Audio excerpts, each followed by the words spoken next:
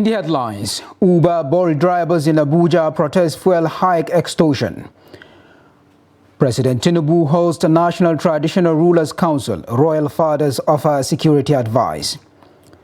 Fire raises 32 shops in Damaturu, Yobe State. And on the foreign scene, fighting in South Sudan camp leaves 13 displaced people dead. Hello and welcome to Trust News Update. I am Abdurrahman Omar. Thanks for joining.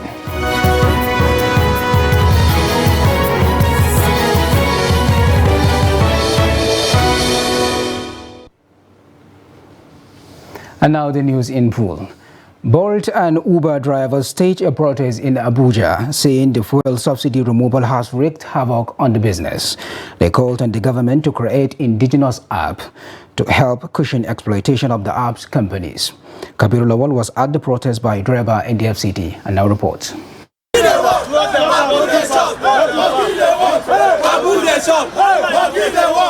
Transport fares have gone up since the announcement of subsidy removal.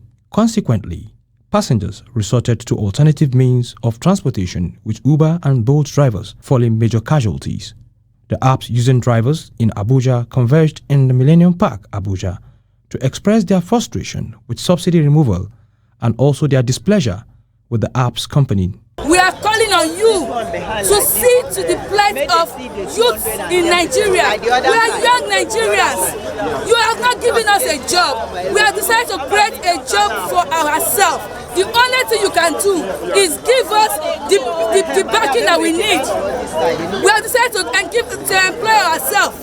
We bought cars and we're on the streets. The only thing you can do for us is make sure that you support us. If our government comes to our rescue, they can make tax exemption on that particular sector and make us drive the same e-ride-hailing apps without any commission. It's possible. And fix a price that is reasonable. One thing I know that Nigerian youths are blessed with is really good brains. We have tech gurus in Nigeria.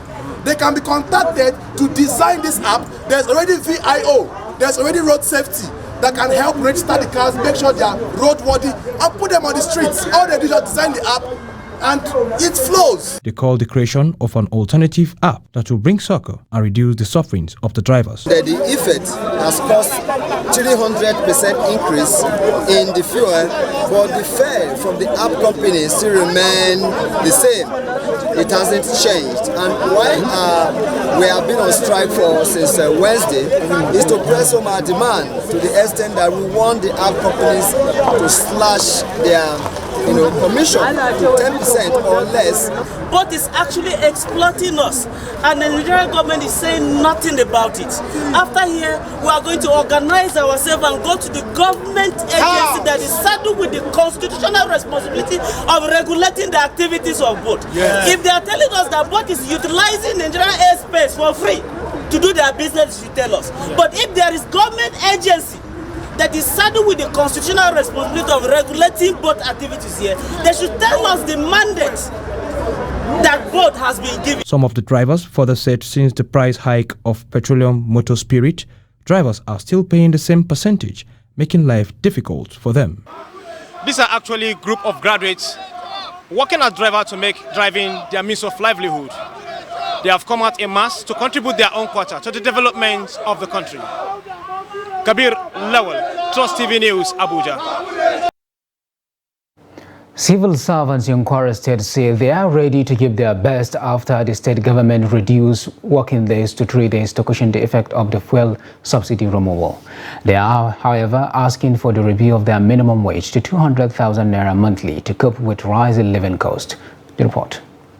Kwara State Governor Abdurrahman Abdulrazak announced the reduction of working days after fuel subsidy was removed and fuel pump price raised above 500 naira.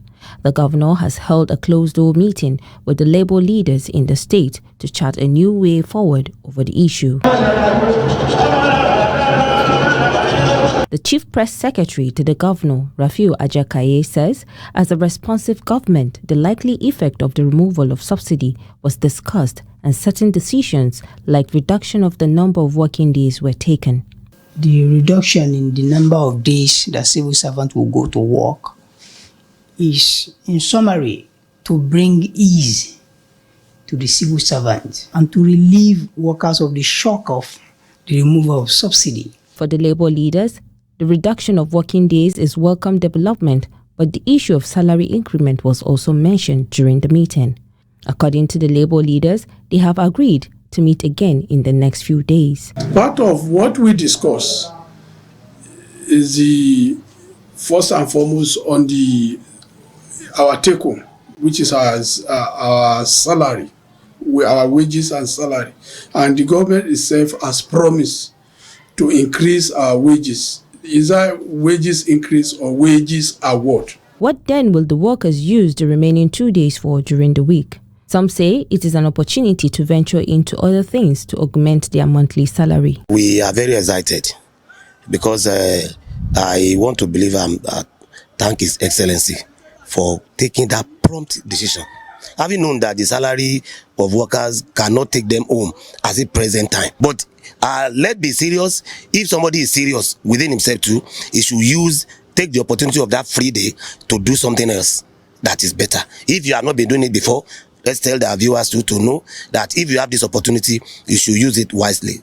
Engage in 1 or 2 business or farm, because federal government has recognized farm that you can be working and make more money while farming.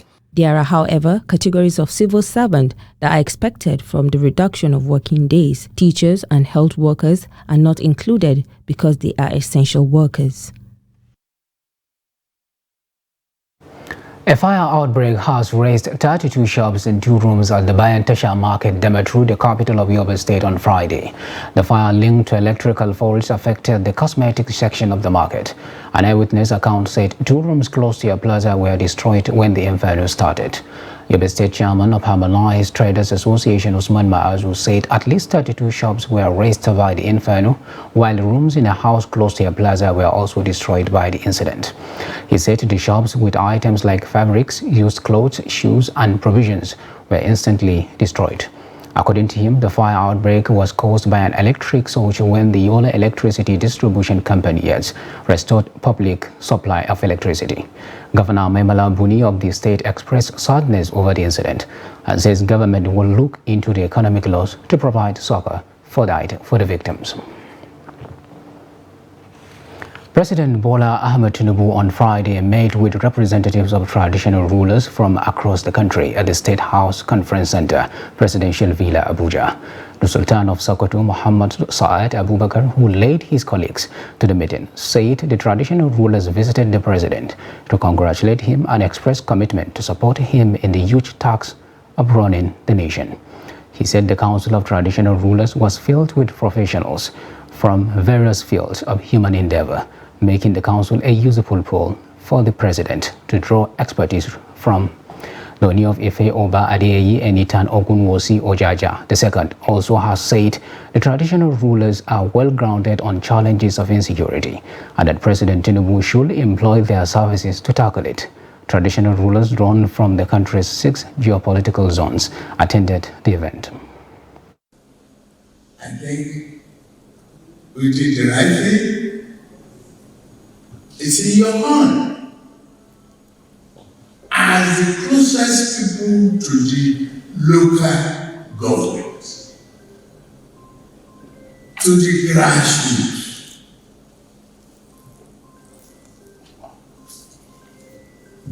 to persuade our people to have the understanding. This prices will be high now, but it will go down. And any roadblocks in our way of progress will remove it. At least it will. Another thing, the lamentation about the capital projects. Where is the money going to come from? If we don't protect our resources and our boundaries.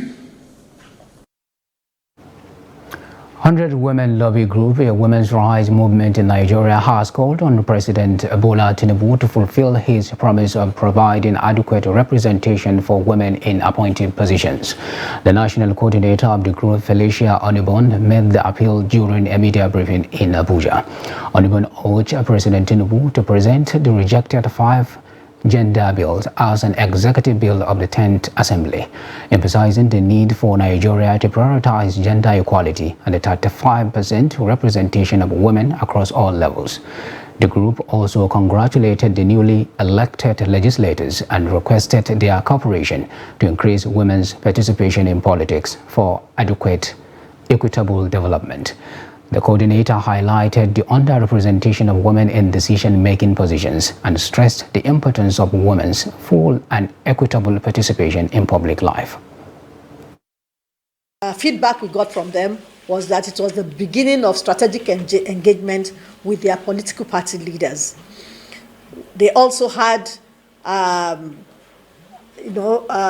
more knowledge, in leadership skills, awareness on gender inclusion for female youth in politics, increased collaboration of women in different political parties to ensure effective party administration at all levels. Prior to these whole processes, women will just wait and collect whatever comes their way. They will not lobby for it. They will feel that they shouldn't actually be asking too much. Some of them were afraid of engaging with their male counterparts for fear of being labeled. But with our engagement, they knew that they should actually go all out to represent the interest of millions of Nigerian women. We know that when women are included, even at the household level, when women are involved, when they are included, then the family does better. It's the right time. That's the power of advocacy. The right time to start engaging now. Advocacy is not a one-off thing. All the prayers we made here now, if we don't stand up now that they are fresh and begin to create our image and memory in their own memory, I don't think much will happen. What I'm saying is, let the advocacy, let the engagement start now. The young women that are behind us, the young ones that say have all the energies, let them all come out and start having positions. The Comptroller of the Oyo State Command of the Nigerian Immigration Service, Mohammed Umar, has questioned officers to desist from any act that could tarnish the image of the agency and bring it to dispute, warning that such action will be made with the full weight of the law. Umar gave the warning in Ibadan while 76 newly promoted officers with their new ranks. The Comptroller explained that the command under his watch will ensure quality service delivery, calling on Nigerians seeking the services of the Immigration Service to follow due process. Oyo being the pace setter, we are also setting the pace here also. I congratulate all of you, and it is when you are promoted, you should know that this is additional responsibility. To whom much is given, much is expected. So we are not expecting less from you. The decoration ceremony has been on since last week. Today we are taking our turn to celebrate with you. And the confidence reposed in you, you should prove it and also tell whoever that are responsible for this promotion that yes, you actually deserve it.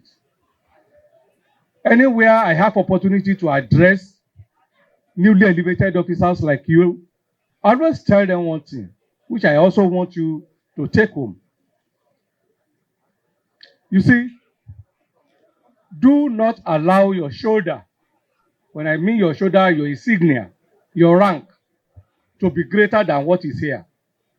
Can you get that?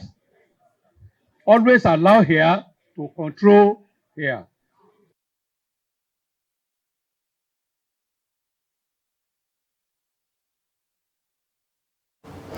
The nullification of appointments of civil servants employed between May 2022 to June 2023 by the Autumn administration is generating mixed feelings in Benue State.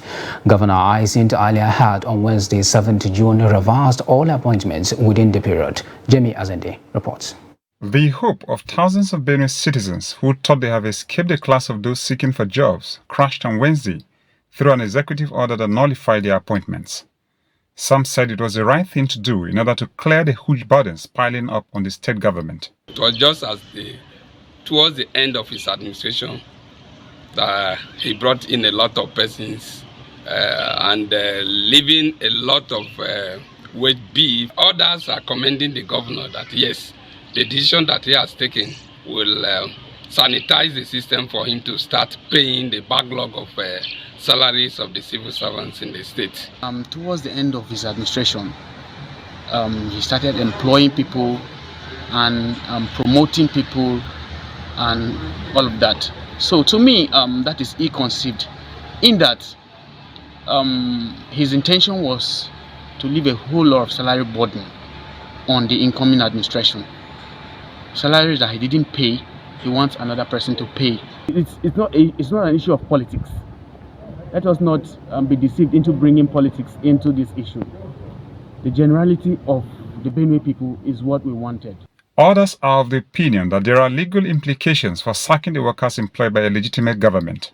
It is within the powers of the governor to hire anybody and to fire anybody. However, what we are saying is that if the employment law, if the employment of such people is one with procedures and guidelines, then those procedures and guidelines for the hiring and firing of such people should be followed. And in this case, people have worked for over 1 year, and you now wake up and fire them by an executive fiat. In my own opinion, I think that is hasty. One would expect that the governor should, as a matter of fact, put in place a cabinet, more so a chief law officer of the state, whose recommendation or whose legal recommendation would have been the basis for the action of the government. Most of the workers employed have not received any remuneration, giving an impression that the employment could have been politically motivated by the outgoing administration having lost the governorship election in the state. You are watching News Update on Trust TV. Coming up after the break, we take a look at why women lead in a male-dominated profession. Details of these and more, do stay with us.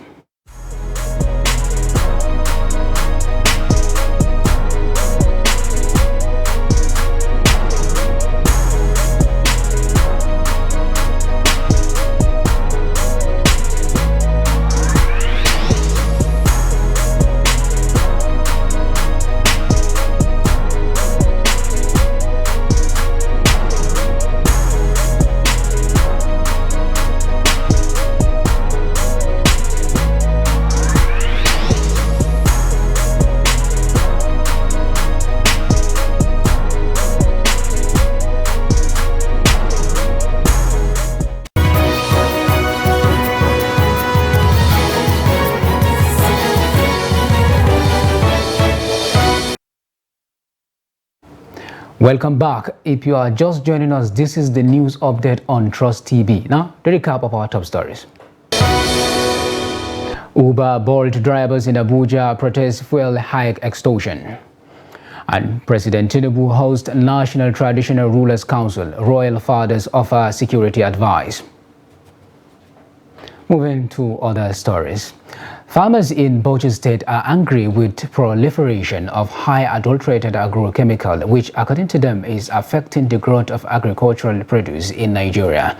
Some of the farmers speak to Adamu Imam as the 2023 farming activities begin in some parts of the state. Adamu Imam files in this report. Farming activities kick-started in Bauchi with farmers expressing optimism that 2023 farming season will bring about fortune to them. The farmers are, however, wary adulterated chemicals sold to them as herbicides. Zabua and Malam Sani says they are uncomfortable with the high level of adulterated and expired agrochemicals sold by retailers to farmers within the state. Chemical dealers can say anything, but honestly, we always did the right thing when spraying. We usually see the result manifesting quickly on the grass, while at some point, if farmer refuse to read or ask questions on how to do it, definitely will affect the growth of the crop seriously, or mistakenly buy adulterated agrochemicals. Farmer can easily notice it even at the cover of the container. I encounter a lot of problems with these agrochemicals for weeding the grass. I often advise others to buy this type of chemical. I bought 2 liters, but it's just purely water, no moisture. After harrowing, I sprayed the chemicals, but no result yet. Now this is my second spraying. Still no sign of good chemical. I lost about 17 to 18,000 naira only for herbicides. Babe Mohammed spent 36 years in agrochemicals business, although he said most farmers do not have the requisite knowledge on how to use herbicides in their farmlands. The main issue here is that farmers always should know that the farmland must be wet before spraying for uprooted chemicals, and they should also get familiar of the quantity required at a time when mixing in a particular sprayer. If farmers do not stick to instructions, is bound to lose completely at the end. He added that some of the agrochemicals dealers and retailers have not taken precautionary measures selling their goods to the farmers. Some of farmers' claim is untrue. Maybe they patronize hawkers at the side of the market or weekly markets that sold at a cheaper price, while some chemicals are exposed to sunlight day in, day out. Those chemicals are already adulterated or expired. Farmers should buy from certified dealers to avoid losing their money unnecessarily. He urged regulatory agencies, especially NAFDAC, to be vigilant as some dealers of agrochemicals sell fake products to local farmers. Adam Imam, Trust TV News, Bauchi. Women in Katsina are now taking the lead in journalism, a male-dominated profession. But despite a negative public perception about women practicing journalism, some are paving the way for a more inclusive and diverse media landscape. Jamil Mabey has more on this story.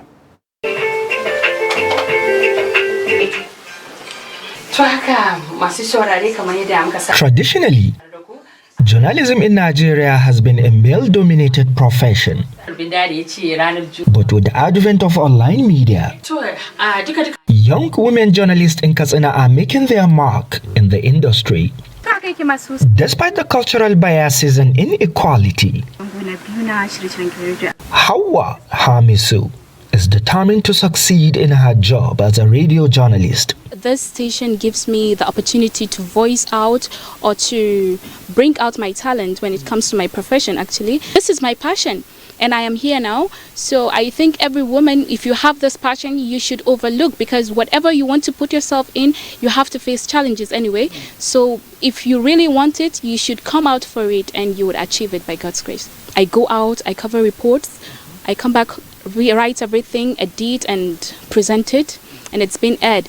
The lack of support from their male colleagues put female journalists in a tight position. You will see in the midst of hundreds of men, I will be the only female among. As a human, of course, at times they will say some awful words like that. She's the only female among them. I remembered one incident. We traveled to Kano, from here to Kano, to cover one certain event. So I was the only female in that vehicle of 18 seaters. So when we dropped, somehow they want to pray. So somebody just among them say, "Wow! So all these people, you are the only lady." What's wrong with that? The person has said, "Oh, if it were him, he will not join though." You know, at first I felt, this is so, the man to some extent is right. But something not down on me, no, I can do it. And I told him, I said, there is nothing wrong with that too, because what you are doing is exact thing that I'm doing. She is concerned about the low number of female field reporters in the state. Katsina, a patriarchal society. Khadija notes that there is a negative public perception against women journalists, but the trend is gradually changing. Perspective need to change, and people have to realize that a woman is not just an object, but she can add to the plate when it comes to lifting and developing that very profession. Despite these challenges, these women are determined to change to succeed with the right support. Jamil Mabai, Trust TV, Katsina. In the meantime, the National University Commission (NUC) has presented licenses to 37 new private universities, bringing the total numbers of private universities in the country to 147. With these additions, the university regulator placed the overall number of universities, both privately owned and publicly owned, at 267. The Executive Secretary of the Commission, Abubakar Rashid, made the declaration in the Commission's headquarters in Abuja. He, however, noted that the National University Commission is taking the universities to task, as the NUC has asked owners of the various citadels to compete with global best practices. And now, away from Nigeria, intercommunal fighting in a camp for displaced people in the northern part of South Sudan has killed 13 people. The clashes between the two ethnic communities living in a camp in Upper Nile state capital, Malakal, first erupted on Thursday when a man was starved to death. The camp is home to at least 50,000 people. Its number has been fluctuating since the first group of people came before at the start of civil war in 2013. The numbers have increased in recent weeks after about 3,000 people fleeing fighting in neighboring Sudan also came to the camp. Malo said UNMISS and South Sudan's army had reinforced security in and around the camp, and camp was returning on Friday. A peace deal signed in 2018 to end the civil war has significantly reduced fighting in South Sudan, but violence remains rife in areas where right to grazing areas, water, farmlands, and other resources are under dispute. In recent months, Upper Nile state has been an epicenter of violence, mainly orchestrated by armed militias.